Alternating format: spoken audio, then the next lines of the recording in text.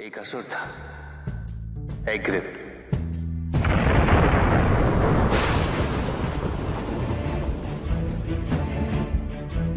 एक दिन वो ब्रह्मलोक गया।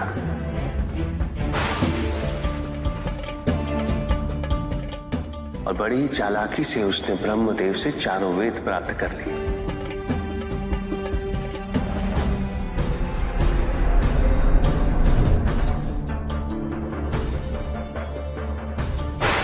और जाके समुद्र में छुप गया।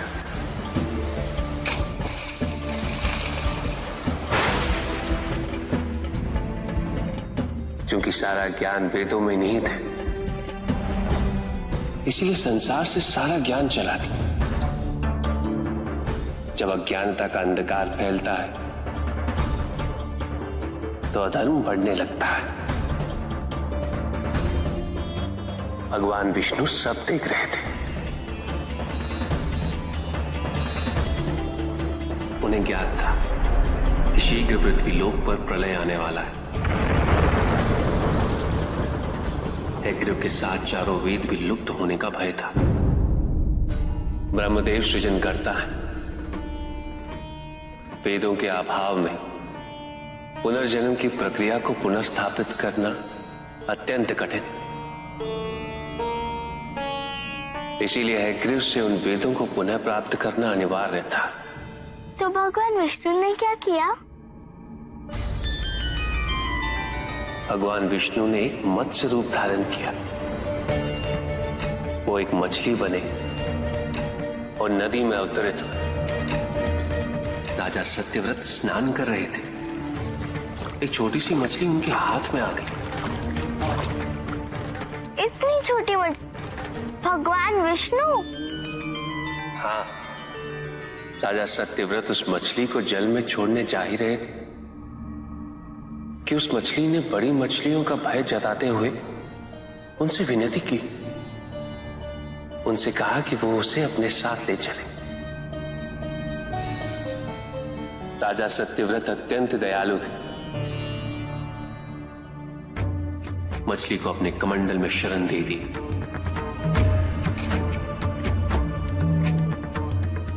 और अपने महल में ले गए। किंतु रात भर में मछली इतनी बड़ी हो गई कि कमंडल में रह पाना उसके लिए संभव ही नहीं था। और उसका बड़ा आकार देखने के पश्चात राजा सत्यव्रत ने उसे कमंडल में से निकालकर एक मटके में डाल दिया।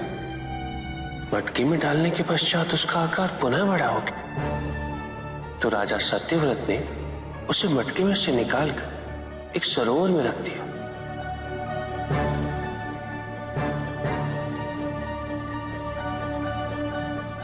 किंतु उस एक ही रात में सरोवर में रखने के पश्चात भी उसका आकार इतना बड़ा हो गया कि उसे नदी में रखना पड़ा। किंतु नदी में रखने के पश्चात भी उसका आकार पुनः बड़ा हो और इतना बड़ा हो गया कि यदि उसे महासागर में नहीं रखा जाता तो उसकी मृत्यु निश्चित थी। राजा सत्यव्रत उसे महासागर की ओर ले गए।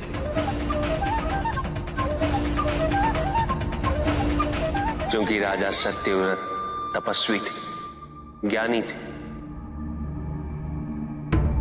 उन्हें आभास हुआ कि ये कोई साधारण मछली नहीं,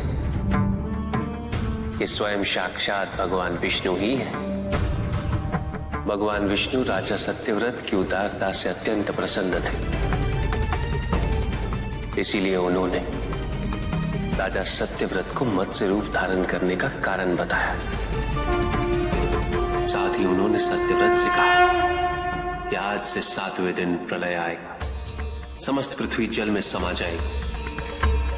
किंतु आप सप्तऋषियों के साथ साथ अनाज, वनस्पति व अशुद्धों की प्रत्येक प्रजाति के बीज और प्रत्येक पशु का एक एक जोड़ा लेकर एक विशाल नौका में सवार होकर मेरी प्रतीक्षा कीजिएगा।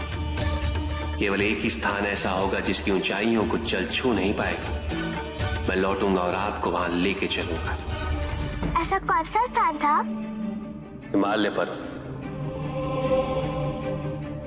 अर्थात तुम्हारी माता के पिता हिमावन। फिर क्या हुआ?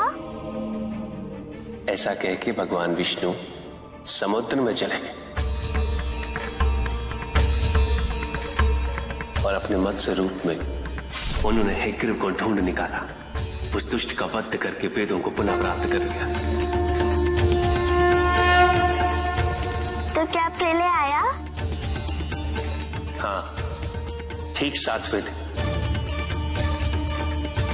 किंतु भगवान विष्णु के आदेश अनुसार राजा सत्यव्रत एक विशाल नौका में उनकी प्रतीक्षा कर रहे थे। तभी विष्णु जी एक सींग वाली विशाल स्वर्ण मत्स्य रूप में प्रकट हुए। नौका को मत्स्य से बांधते हेतु सर्पराज वासुकी का प्रयोग किया गया और विष्णु जी ने अपने वचन अनुसार उन सबको हिमालय तक सुरक्षित पहुंचाया, ताकि प्रलय के पश्चात वेदों के आधार पर संसार पुनः बसाया जा सके।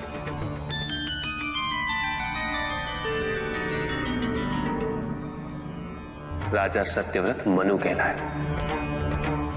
मनु अर्थात मानव जाति के प्रणजनक।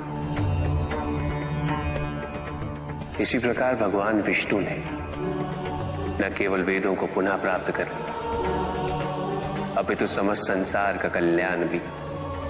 अर्थात भगवान हर संकट में अपने भक्तों की सहायता अवश्य करते हैं।